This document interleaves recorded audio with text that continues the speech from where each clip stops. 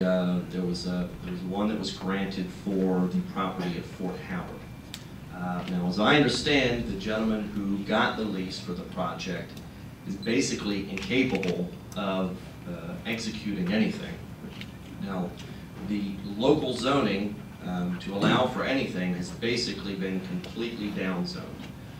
So until there is some kind of an agreement between the community and the developer, and the developer not being the current developer because he isn't doing anything, there's nothing that's going to happen there.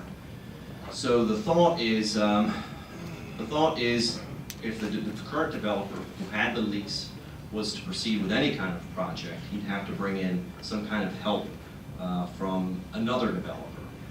Now that's been, there was another developer that looked into it, and I met that guy once and I said, well, show me what you've done, can you give me even like a traffic study? He didn't even have a traffic study. And that kind of describes where that is, in my mind. I don't see the development at Fort Howard really going anywhere right now. I think I think personally we're going to have to get the congressman involved. I think that's what it's going to have to come down to. If I was a congressman, what I would do is I would sponsor a bill so that if that lease expired, the state of Maryland got first rights of purchase for the site. And frankly, if Maryland held ownership rights, I think we'd be a lot better off with local control over it. 30 seconds. 30 seconds, I'll wrap up in 15. The problem right now, to me, is if that developer walks away, there's a list of steps that the federal government has to offer that property to, and it's like prisons, HUD, and I don't think that any of the top of the line on that list is going to serve us very well. So if I was the congressman, I'd sponsor a bill that gave the state of Maryland first rights to that site. It's a historic site, and I think the locals should get the say in what happens there. Real quick, 1 minute. Real quick, I want to be short and sweet. This should be for our veterans. Bottom line, I remember going through VA, or through the Fort Howard, when the veterans were still there in the hospital, and that's a historical site. Number one, it needs to be left for the veterans. Number two, there is contamination on that site. Something to do with ordinance. There's some benzenes and all kind of other stuff. So there's some stuff that's going to have to be addressed, and I believe it's on the cleanup by, I think, is it 32? So it's not going to happen quick. You can't really do much with the property. It's contaminated.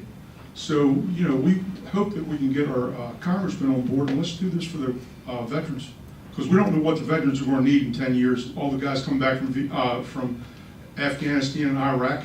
Some of these guys spent 2-3 tours overseas. We don't know what they're going to need. Look at our Vietnam veterans right now. Look at some of our World War II veterans. They need it. And I think it's not rocket science. Let's leave it for the veterans. That's what it was there for. Doug Becker, 1 minute. By the way, I want to make welcome home. First time public is my chief of staff. He just got back from Iraq.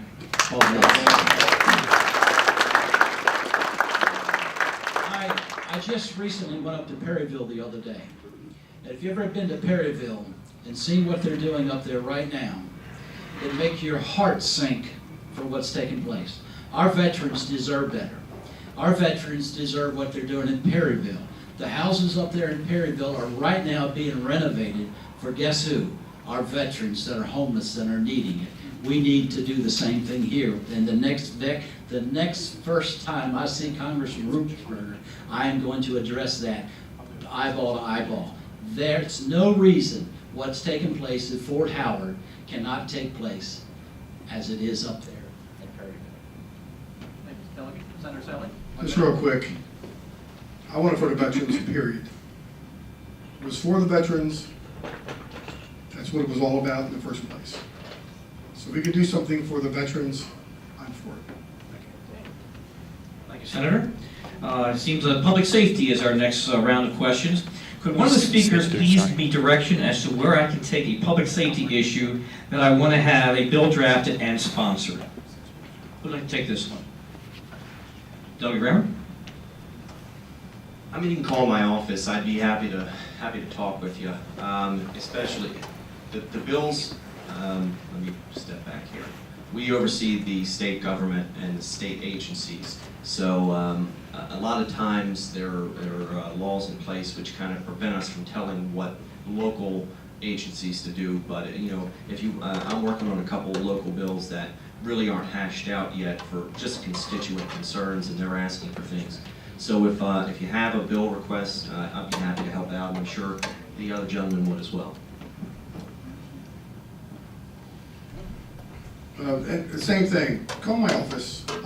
Your concerns are really important. If there's state, we can address them. We can do all we can. If they're county, we can go to our county councilman and see what more we can do to help you out. In other ways, in any way, shape, or form, whatever the concern is, call us, because that's why we're here. Anyone else care to respond? 1 minute rebuttal? All right, we'll go to the next question. Again, ladies and gentlemen, we have these index cards with the hopes of trying to keep things moving along so we can get out of here, and we don't have all of you sitting in one place for quite some period of time. Next question. Do you support groups of people who take the law into their own hands and also bully community leaders? Who would like to tackle this one? Senator? No. Thank you, Senator. Anyone else care to add, weigh in? Delegate Metzger? No place for vigilantes. I think we're all on the same page here. Thank you, gentlemen. Thank you very much. Okay. No place for vigilantes. Speaking of crime, we have a marijuana question here. If marijuana is legalized, how do you plan to address the anticipated rise in crime? All right, Delegate Rammer? So this is one of the issues I was actually hoping to speak about, and really you kind of have to look at an issue in context of where you're at right now and what the problems are that are coming down. Like, am I off? Can you hear me? Okay.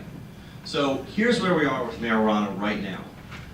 It is legal to sell marijuana, or let's say cannabis products, because it's not just marijuana. You can sell cannabis products for the treatment of medicinal purposes.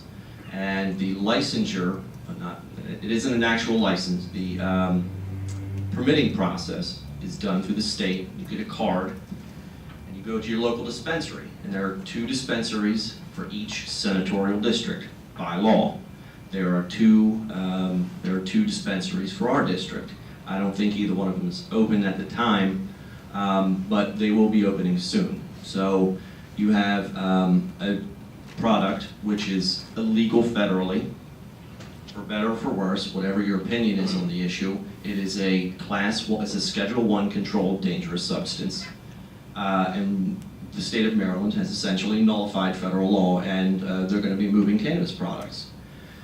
So I was working with the Berkshire folks, and they introduced me to one of the gentlemen who owns the local dispensaries, and you know, I started talking to this guy, and just to figure out what's going on here. And through some conversations, what we found is the state and the county aren't really communicating at all on this. The local jurisdictions have, for the most part, just been left to kind of train and prepare their employees and agencies for something that hasn't been done legally in a long time. So I backed up and I said to myself, whoa, that's really the next thing we need to do here is, you've got all this crime issues in the city, and it tends to be political. One people are on the side and they're saying cops are beating the heck out of people, and the other people are saying, well, cops are just trying to enforce the law. But what needs to happen right now is that local law enforcement needs to understand what the state laws are. They need to understand the process of how a person comes to be given access to these products. What to do if you pull someone over, and hey, I'm a cop, you're speeding, I pull you over, and you just happen to have a cannabis product in your car, but for the state of Maryland, that's legal. It's illegal federally. What do you do? Nobody has answered that question for law enforcement. And as crazy as that sounds, unless you tackle that, that's going to be the state of the union. So one of the bills I'm putting forward this year, and I apologize for not being able to, not running out of time and not talking about this, is to require training for local law enforcement and state law enforcement for what is essentially a new industry in pretty much a unique time. Now, like I said, in this district, I think a lot of people have a lot of difference of opinion on marijuana, but I think what we can all agree on is if it's going to be sold at all, law enforcement needs to have a clear understanding about what the state laws are and how to differentiate between someone who's permitted and someone who's not, to really just kind of prepare them for what's coming down the pike. Delegate Long, 1 minute rebuttal. Yes, well, it's not a rebuttal, but I'm on Ways and Means. Last year I heard a bill about what they're going to do with the taxes generated from legalized marijuana. I sit there and listen for 2 hours. I didn't hear two things mentioned. One is treatment for the people that are hooked on heroin, and two is education. We're talking about a lot of money coming into this state. That should be the first priority, is to educate our younger kids not to do drugs. Drugs are bad. Anyway, I plan on, if it does come up on the floor, I'm going to introduce an amendment to make sure that we fully fund education. Everybody remembers DARE? Do not, I mean, you know, we have to make sure our younger children are prepared and know what the consequences are. I know there's a difference of opinion about marijuana. Myself personally, I'm against it. I come up through the 70s, 60s, and I remember seeing a lot of friends of mine, and they were, you can tell they were knotheads. Maybe the marijuana is different now, I'm not sure, but I know coming up as a kid, you could tell somebody had been doing pot for a while because they got slow. And one of my concerns are, if they're smoking marijuana and they're behind the wheel driving, their motor skills have to be reduced.